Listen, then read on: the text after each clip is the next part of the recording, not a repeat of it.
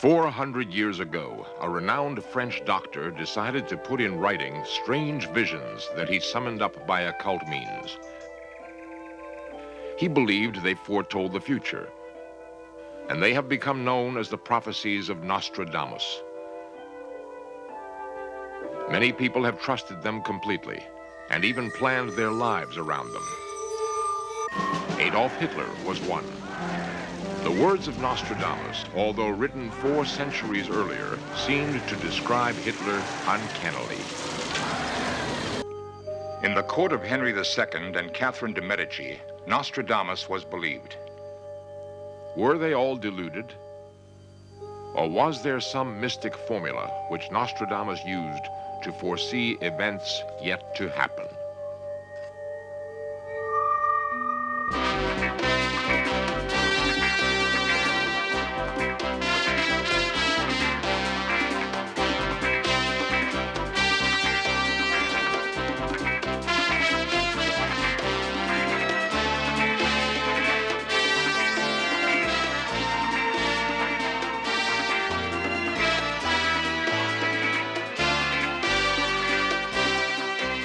This series presents information based in part on theory and conjecture. The producer's purpose is to suggest some possible explanations, but not necessarily the only ones, to the mysteries we will examine. Early in the 16th century, Nostradamus gained fame as an astrologer after he published prophecies in verse form. Nostradamus described his method of predicting the future. Sitting alone at night in secret study, it is placed on the brass tripod. A slight flame comes out of the emptiness and makes successful that which should not be believed in vain. The wand in the hand is placed in the middle of the tripod's legs. With water, he sprinkles the hem of his garment and his foot. A voice, fear, he trembles in his robes. Divine splendor, the god sits nearby.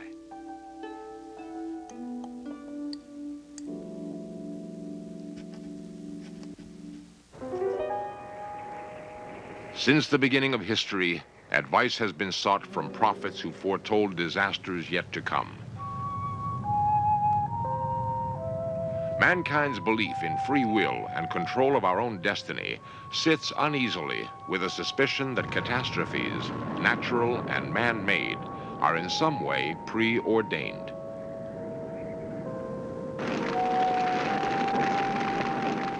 Nostradamus himself believed that his predictions were of fates that could be avoided, destinies that could be changed.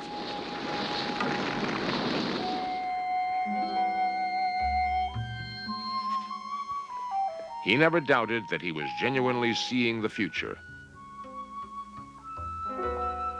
He chose to write his prophecies in what are known as quatrains, 4-lined rhyming verse in the Provençal dialect of southern France, which was his home. It was the time of the Inquisition, when men and women were burned for lesser heresies than the one he practiced. So he deliberately disguised and confused the quatrains, using anagrams, Latin and Greek. Specific dates are rare. Even so, his verses evoke vivid images of calamities on earth. At sunrise, a great fire will be seen, noise and light extending towards the north. Within the globe, death and cries are heard, death awaiting them through weapons, fire and famine.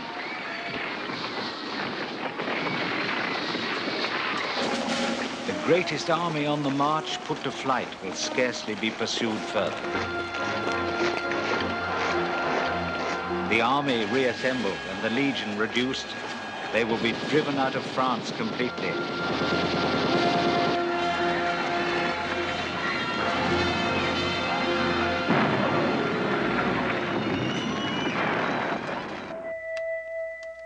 He organized his quatrains in groups of 100 called centuries. Nearly 1,000 predictions have come down to us. His fame spread with extraordinary speed after publication of the first volume in 1555. At the court of Henry II and Catherine de' Medici, they were read avidly. One was of particular interest because it was thought to predict the manner of the king's death. The young lion will overcome the older one in a field of combat in a single fight. He will pierce his eyes in their golden cage. 2 wounds in one, then he dies a cruel death. An Italian prophet had already warned Henry II that both the beginning and end of his reign would be marked by a duel. The first duel had been fought without injury, and now it was thought that the king's jousting days were over. But the occasion of a double royal wedding of his sister and his daughter to foreign nobility proved too much of a temptation.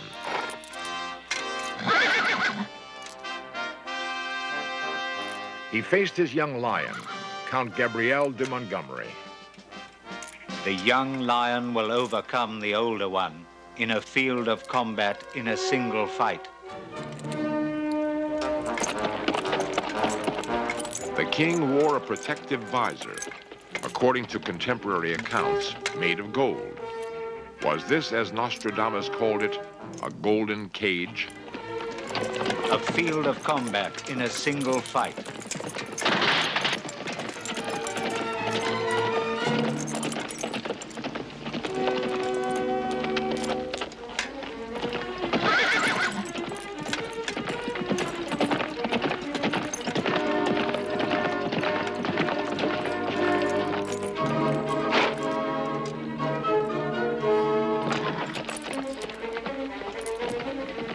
The 2 horsemen raced towards each other.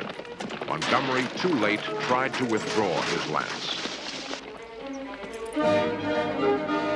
The lance splintered, fragments driving up under the protective gold visor. Henry II took 10 agonizing days to die from septicemia. It seemed such a striking confirmation of Nostradamus' prediction that Catherine de' Medici made him médecin du roi, a doctor and soothsayer by royal appointment. For the rest of his life, he was famed throughout Europe, and after his death in 1566, people began to interpret lines from his quatrains as referring to their own time. Erica Cheatham, a scholar of medieval French who has made a special study of Nostradamus, finds some of these supposed prophecies significant. One of the things I find most convincing about Nostradamus, and personally made me really interested in following him through, was the fact he gave specific dates that occurred after his death. He writes that in 1666, the city of London should be destroyed by fire. He gives the date of the death of King Charles I, 1649. The Parliament should put the King of London to death. Louis Pasteur, the great biologist, he not only gives his name, but in the same verse, he gives the founding of the Institute, 1895. London burnt by fire in 3 times 20 plus 6. The Great Fire of London happened in 1666.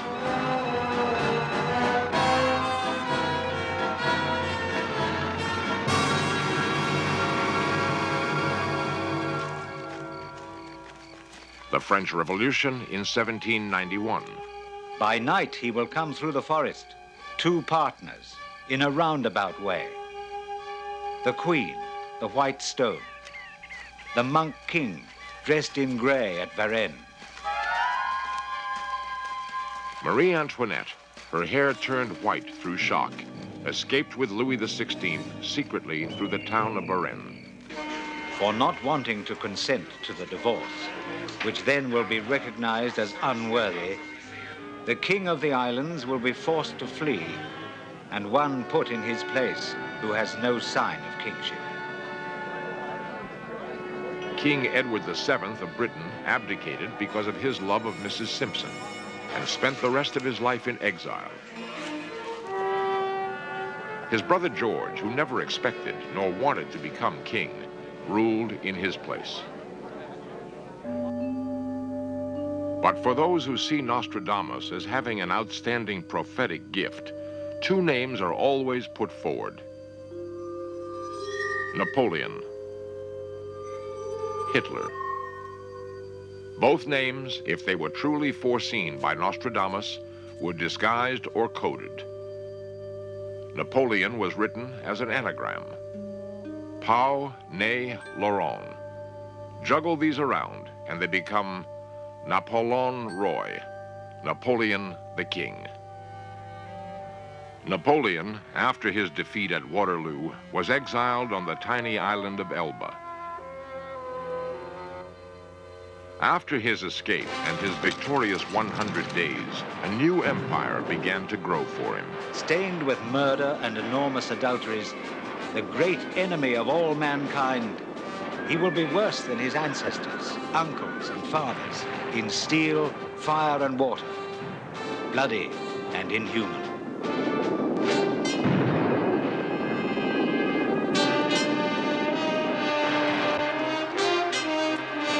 Out of nearly 1,000 such quatrains that Nostradamus wrote, how many can be interpreted as having come true? Scholars such as Erica Cheatham think the proportion is very high. In my opinion, I think perhaps 73% is a rough average of what has come true, but remember that does cover a span of 400 years. As Hitler advanced through Europe, his colleague Goebbels was busy orchestrating a propaganda campaign based on the 400-year-old prophecies. True or not, they were to have an effect on the strategy of the Second World War.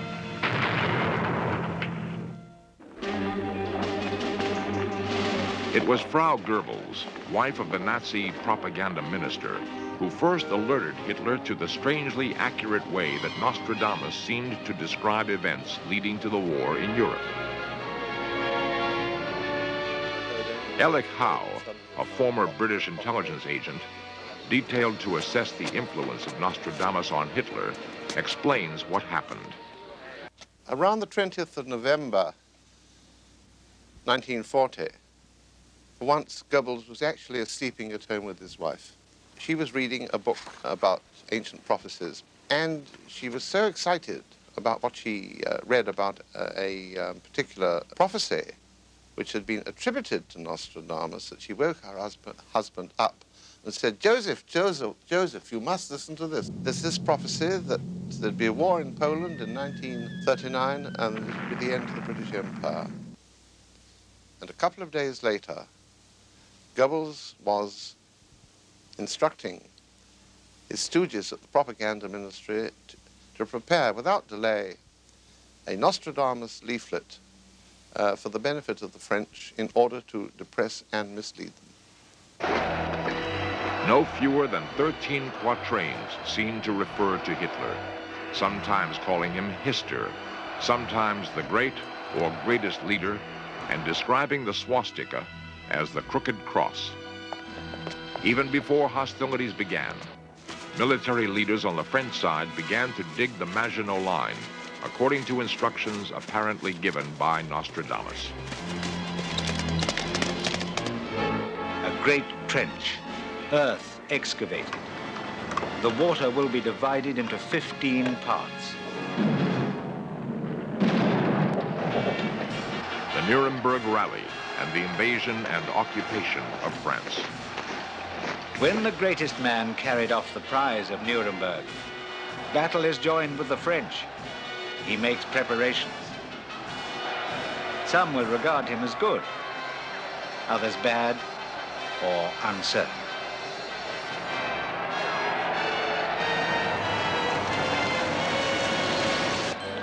Italy and the pact with Mussolini.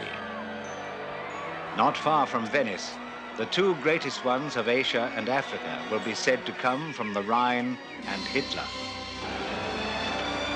Mussolini's black-clothed fascists and the pact with Hitler. Liberty will be occupied by a black, proud and villainous man. By Hitler, the Republic of Venice will be vexed.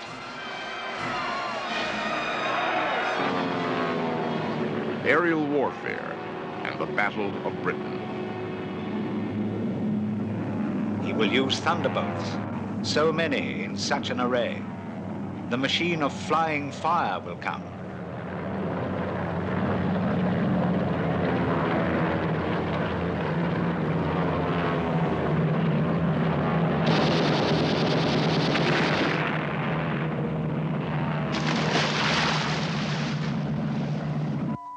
A skeptic would call these quatrains obscure and irrelevant. And was Nostradamus genuinely foreseeing a swastika when he wrote the following? The great pontiff by the warlike party who will subjugate the borders of the Danube. The cross pursued by hook or crook. Captives, gold, jewels, more than 100,000 rubies. And are even the references by name to Napoleon and Hitler as accurate as they first appear? Author John Sladek does not think so. There are hundreds of Napoleon quatrains in the prophecies, mainly because I think the 19th century French scholars kept going over and over Nostradamus and digging out anything that could be anything to do with Napoleon. But the one I noticed particularly is supposed to have an anagram of Napoleon, which is P-A-U N-A-Y-L-O-R-O-N. If anybody can make Napoleon out of this, they're a pretty good mystic themselves. In fact, it could be an anagram of just about anything. It could be an anagram of your pal Anon. There are a number of predictions which refer to something or someone called Hister, H-I-S-T-E-R. And this is usually taken by the Nostradamus believers as Hitler. But in fact, it was a reference to the Danube River, which was called the Easter River in Nostradamus' time. It is said in defense of Nostradamus that he made his prophecies deliberately obscure in order to escape the charges of heresy and witchcraft. Moreover, if it is possible to look into the future, everyone in history who has attempted to do so has said that the picture is uncertain and indistinct, as if they are permitted only glimpses of what might be. It's self-fulfilling prophecy. Ron Warmoth, modern psychic, often consulted by the business community, explains foretelling the future. And the true psychic part, or precognitive part, which is being able to sort of see around the bend in the river, as Einstein put it, is relatively rare in that sense where it's completely without any sort of an input. I do believe that, that we can prevent future events. I'm not a fatalist. I happen to believe that we do have free choice. And I feel that being forewarned is being forearmed, which means that if a psychic tells you something that's negative, you can change it. If the Nostradamus predictions come true in our lifetime, might they help to establish his authenticity? They speak of actions begun by a man in France leading to a crisis in Persia, the land now called Iran. It was indeed in France that the Ayatollah Khomeini lived in exile before returning to take over from the Shah. Erica Cheatham finds this completely convincing. When I wrote it initially, I said that this particular prediction was rubbish. It's in number 70 in Century 1. It talks of a man in a turban who shall sit in France plotting the downfall of the Emperor of Persia. Unbelievable. Another quatrain can be taken to predict that the Prince of England will marry and that he will be the last prince on the English throne. Lastly, he seems, according to Erica Cheatham, to speak of the San Andreas Fault. A great earthquake. He gives an astrological date, the sun in 20 degrees of Taurus, which means May the 10th. He does not give the year.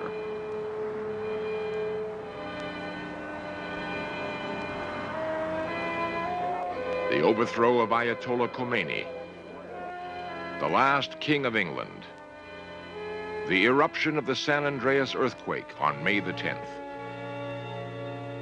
If all these happened, would it be just coincidence?